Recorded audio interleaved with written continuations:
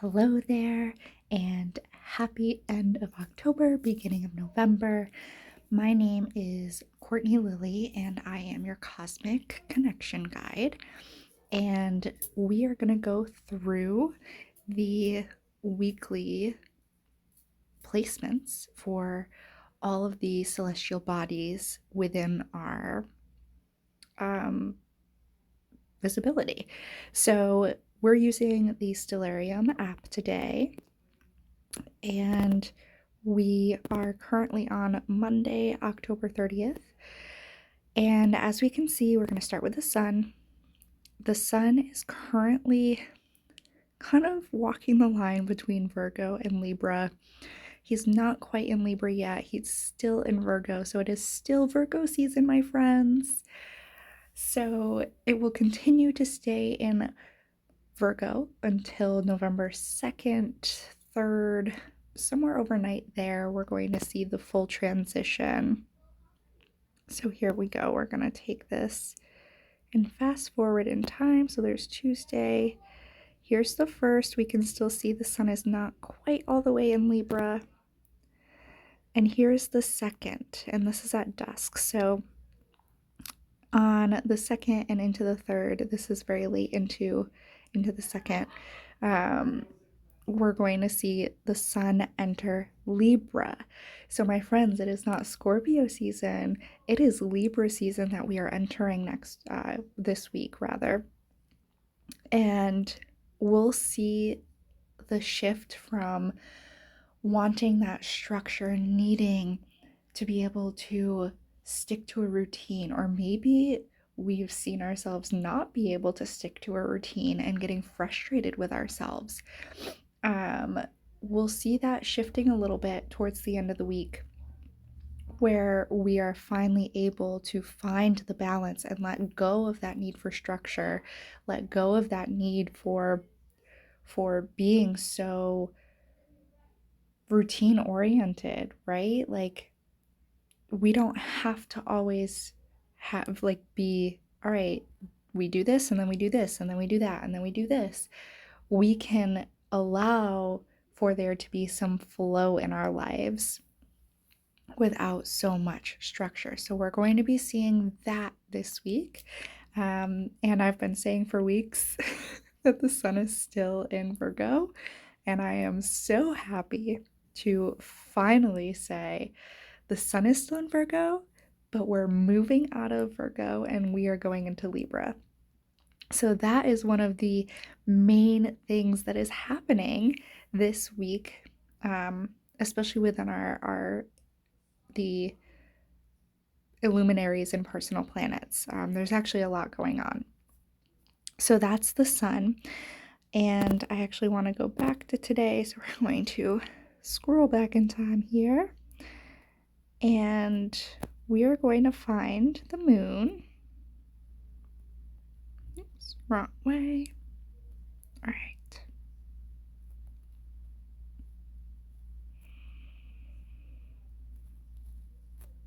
This way.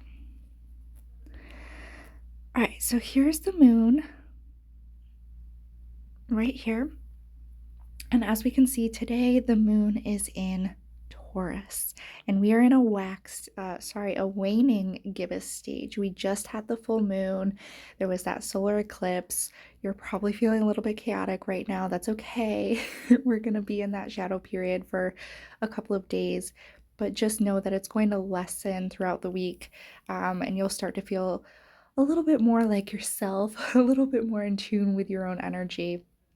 But I also just want to say here, friends, that this was all brought up for us. This is not happening to us, it's happening for us. So it's for ourselves to make sure that we are staying in line with what we need to be, right? We are staying in alignment, and doing what we were meant to be doing here on this earth. So here is the moon. We're currently in Taurus, waning gibbous. So let's go to Halloween night. We're still going to be in waning gibbous in Taurus, and that will finally change on like overnight from October 31st to November 1st, or actually it's sometime during the day on November 1st. And we can kind of go back a little bit. Here we go. So we can see, oh gosh, I'm not good with military time, my friends. The 24-hour clock. Hold on, I'm counting on my fingers right now. All right, so at about 4 p.m., we're still in Taurus, and we move forward 5, 6, 7, yeah. So a little bit later on Wednesday, the 1st, we're going to be moving into Gemini for the moon, and this is still in a waning gibbous phase. And so we're going to be moving from like super grounded, kind of funky energy from Taurus, like that take charge, but from a super grounded state, to Gemini, which is much more of an intellectual and interesting sign. And I say interesting because I personally think that Gemini is completely misunderstood. I think one of the biggest and most amazing things about Gemini is that we get to see things from different perspectives when we have placements or celestial bodies within Gemini. So, with the moon being in Gemini, the moon is connected to our emotions and our intuition.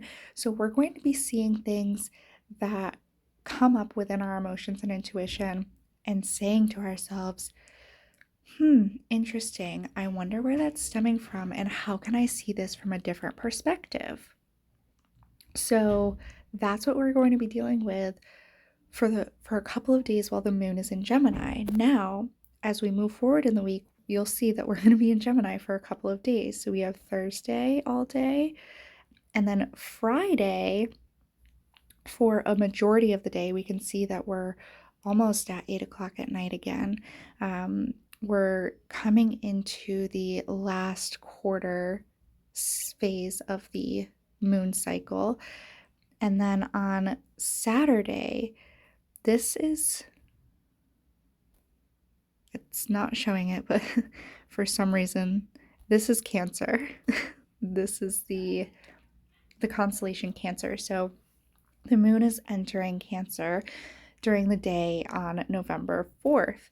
And what this means is when the moon is in a water sign, we tend to get overly emotional, overreactive within our emotions.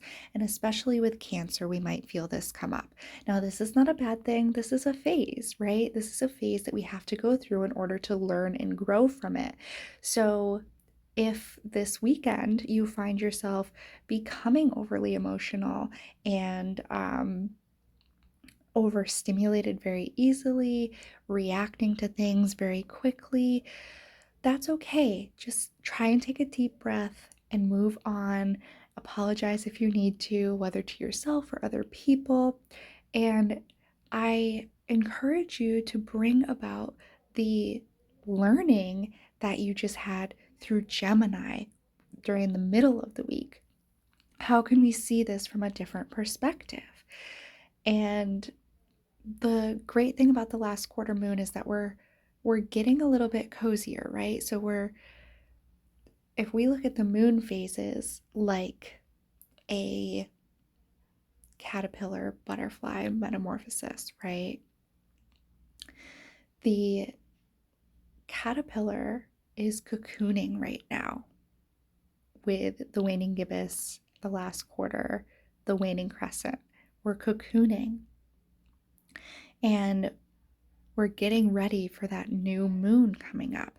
Our energy is dwindling a little bit. We're not ready to start anything new. We're ready to finish up a couple of things, but we're not going to be doing things that will move us forward in very direct ways. So the moon is going to move into Leo on Sunday, and this is in the last quarter phase as well. So we're going to be moving from a watery celestial body in a watery sign, so very reactive with our emotions, into a more strong, fiery sign.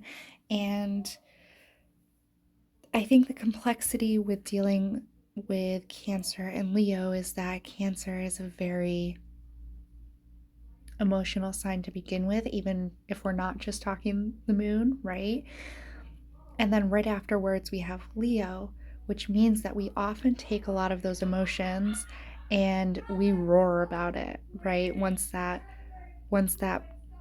celestial body comes into Leo. And so I just want you to be aware that that can happen. It's okay though. If we try to ground ourselves during this time, it's going to help a little bit. But don't worry, we are going to be going into more grounding energy after this week with our emotions. So if you're feeling a little bit volatile, we do have that shadow period from the eclipse happening, and we also have a lot going on moving from Taurus into Gemini into Cancer and then into Leo with the moon. So that's what's happening with the moon this week. Now, if we go all the way back to Monday, the 30th, I am going to take us to Mercury, which is right here. Mercury is within the sign Libra right now. Mercury moved into Libra last week at some point in time, I think the middle of the week. So Mercury is our planet of socialization and communication. So we're finding balance within that during this period of time. And this is important for what we just chatted about too, with the moon being especially in Cancer and Leo towards the end of the week. We have that balance of the moon being in these emotional and volatile energies. We have that balance with Mercury being in Libra, because Libra is the sign of balance, and Mercury being our communication, we might be able to actually communicate our feelings and our emotions and why we're being so reactive to others, to our immediate friend group or family, right? So it's not all bad when we take a step back and look at the bigger things, talking about, you know, or getting that Gemini energy into it, right? Like let's take it from a different perspective. Let's look at the bigger picture. It's going to be okay. So we do have Mercury within Libra, and Mercury is going to stay there for the remainder of this week. And we'll see, he'll be at the tail end, and he'll move into Scorpio probably the end of next week. I don't know the exact date. Now Mars is actually right behind Mercury, and he's not going to let me click him. There we go. There's Mars. So Mars is also in Libra. Mars is our planet that's connected to our root chakra, things that keep us rooted in life. So we're talking security, stability, safety. Mars also houses our aggression. So Mars is in Libra, which means that we are seeing a little bit more balance here. And knowing that Mars is moving through Libra, right? And let's see, towards the end of the week, he's going to be in here for a bit. So towards the end of the week, he moves a little bit more towards the middle of the constellation, but really he's not going far. So Mars is going to be in Libra for the next couple of weeks. So we're going to be okay with this balance. And this is another great thing for us as the moon travels in the way that it does this week, because we aren't necessarily going to feel super aggressive. We aren't necessarily going to feel super insecure. Um, we may about certain things, and that's okay because that's life. And there are other things at play. And depending on where these placements are within your personal chart, it affects you differently. So this is just a collective reading, right? And if you want to go into specifics, I invite you to go down to this description below and book your astrology reading with me. So, Mars being in Libra just brings some balance to all of that. And we're noticing it more, especially as we come out of very structured Virgo. Mars was in Virgo for a very long time. And while we had that structure there, it was great at that time. And now we're learning to balance the fire and the groundedness from the two constellations that he was in before Libra. So this is what's happening with Mars. I also want to note that if at any point in time recently there had been a situation or experience that wasn't necessarily the best on your part, there's probably going to be some justice served while Mars is in Libra as well, whether that be karma or you recognizing like an apology is needed, men making amends, righting your wrongs, things like that might come up and come into play here. So that is what we have for Mars this week. And now we're going to go over to Venus. So here's Venus right here. And Venus is within the constellation Leo right now. So the great thing about Venus is that she is our feminine embodied planet. And while she is in Leo, it's goddess type energy. That's what I feel. And how that's embodied for this planet. She is a personal planet, a personality planet. So she's within that realm of our innermost relationships, because she also deals with our intimate relationships. So with that being in Leo, we have a lot of power within our relationships, and fiery energy, lots of passion happening. So Venus has been in Leo for quite some time. You probably have been picking up on this energy for a while. And again, I say that this is going to affect you differently in a more like direct way, depending on what's happening in your chart. I know that I'm reading for the collective right now, and in my mind, I'm saying that's not happening to me. But it's because of what's personally in my chart and what my Venus sign says there. And also where I have Leo placements as well. So we're in Leo right now with Venus. We are going to be moving out of it though. And this is at the end of the week. So we're going to fast forward here. And as we can see, she kind of runs the line on the 2nd, right? And then fully moves into Virgo on Friday the 3rd. So we're coming off of our relationships, both within ourselves and with others, our very intimate relationships, being this goddessy, fiery, passionate energy, and we're grounding ourselves, right? So Virgo, we're structuring, we're getting routine. For those of you who have a lot of fiery placements, this is probably going to feel really boring to you. And I am so sorry. But know that it's so needed.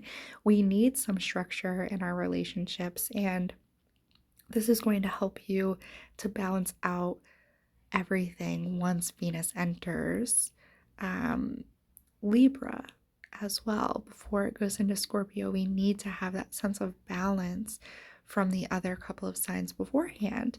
And that's why the constellations are in the order that they are, because it's divine perfection in the way that we need to live our lives. So that's where we have Venus this week. And moving back to Monday, we're going to start going into the outer planets. So we're going to start with Jupiter, and I am also going to say that 5 out of 6 of these outer celestial bodies, so each of these celestial bodies is in retrograde except Pluto. So we're gonna head on over to Jupiter. So that's Jupiter. Jupiter is currently in Aries. Jupiter is currently in retrograde. Jupiter is our planet of expansion. It's our planet of expansion. So we're finding that our expandedness might feel more like contraction right now. And that's okay. That's because Jupiter's in retrograde. And with it being in Aries, we have this fiery sign where we really want to get things done, where we really want to work hard, where we really want to move forward. And it's really difficult to do that with any celestial body like that that is in retrograde, because you are literally feeling like you're moving backwards because the planet looks like it's moving backwards in the sky. So even if it feels like you're not doing much, you are. Don't worry about it too much. But know that you are still expanding, even if it feels like you're going backwards. It's just that you are meant to revisit something in order to grow from it. So it's okay. You're going to get through it. You've got this. Now we're going to talk a little bit about Saturn. Saturn is also in retrograde within the constellation Aquarius. And I also just wanted to know, I didn't do much with Jupiter because we're going to stay in Aries for this whole week and all of next week and the week after that and the week after that, I think. We're gonna be here for a while. These planets move slower. They take a lot longer to move through these constellations because they are outer planets. Anyways, so we have Saturn in Aquarius, and Aquarius is a very eclectic, quirky, it's the water bearer sign. So with Saturn in retrograde, we are seeing backwards movement with whatever our house is for our Saturn, whatever that connection is. So again, if you feel like you're going backwards, it's okay. Saturn is also our planet of structure, of routine, of basically getting things done. Like, he really is like, just do it. He's the Nike of the celestial bodies. So I know that I've been feeling this big time lately where I'm like, okay, I really need to, for instance, clean my house, or I really need to get a workout in, or I really need to go outside and ground myself, and I just cannot bring myself to do a lot of those things. So if you're feeling the same way, it's okay. I say again, this is just a phase. Everything that we talk about here is just a phase. We will get through it, and it's meant to help us to see where we really need to go in life, what we really need to do, who we really need to be. So that is Saturn in Aquarius. And now we're going to move on to Uranus. So Uranus is currently retrograde as well. He started retrograde in Taurus and now has moved to Aries. So the way that I work with this energy, with the planet being kind of on the line before it goes into retrograde, there's a mix, right? There's a mix of the Taurus and Aries energy coming into play. And the way that Aries and Taurus kind of combine together is we are trying to move ourselves forward and do the work, that fiery sign where we don't want to stop.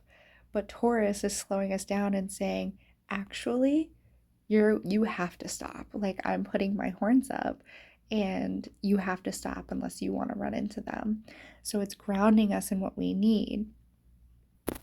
And I think the most ironic part about Uranus being in these signs, really, it's probably any sign, but Uranus is our planet of upheaval, of rebellion.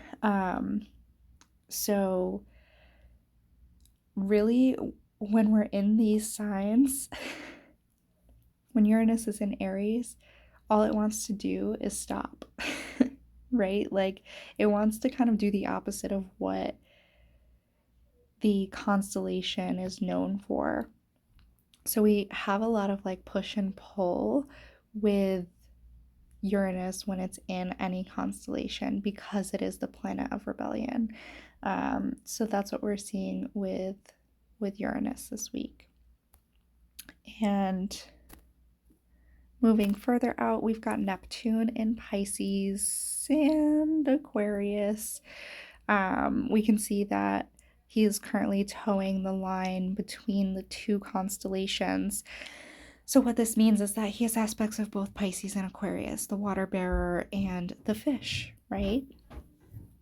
And with Neptune, he is our planet of intuition and spirituality. So towing the line here between Aquarius and Pisces, we're finding ourselves very eccentric when we're connecting with our spirituality, or even how we're connecting to it. But we are also feeling the emotional side of our spirituality and our intuition. And it can be a little bit difficult to balance these because they conflict. Like, those terms are conflicting to me. I don't know if that makes sense for the collective, but like being eccentric and being emotional about your spirituality, I guess it doesn't necessarily conflict. Yeah. Anyways, Neptune is also in retrograde, so we're going to be towing that line for a bit, and he may move into Aquarius fully while he's in retrograde. I'm not 100% sure, but we will see during these videos. And now we're going to head on over to our only outer planet that is not in retrograde. We have Pluto in Sagittarius, and Pluto is our planet of transformation. When we have Pluto within Sagittarius, there's big fire energy, movement forward. Pluto got out of retrograde last month, I believe, or the beginning of this month. I forget the exact date. But he was in retrograde for quite some time, and we were feeling kind of stagnant in our transformation, or we were like getting super bombarded with transformation. It was like one or two of the extremes. I felt like every day was kind of different. But now we're seeing a lot of forward movement, right? Sagittarius is that like the centaur, right? And the bow and arrow, right? We're shooting ourselves forward with this transformation. But know that we are always in transformation, and Pluto is always guiding this. Pluto is also the planet of messages. So now with Pluto not being in retrograde, it might be easier to experience messages from a higher being, whatever you believe in, your higher self, your best self, your intuition. It just feels easier. And then the very last celestial body that we are going to go through today is Chiron. And Chiron is our wounded healer, and he's in Pisces in retrograde. So, what this means is we're feeling a lot more compassion towards ourselves and others in terms of what they're going through. Um, Pisces is very empathetic energy. So when we see ourselves and others going through something that made us wounded, right? So Chiron, wounded healer, we are now being able to see that with so much empathy, and we're able to meet that person with a lot of compassion versus being maybe more aggressive about it, or not necessarily seeing that they're going through something. That's how Chiron and Pisces feels. Now Chiron's also in retrograde, so this might get muddled a little bit, and that's okay. This is exactly what we need in this at this point in time. And all I'm going to say here to wrap up all of these is have compassion for yourself and love for yourself as well as other people.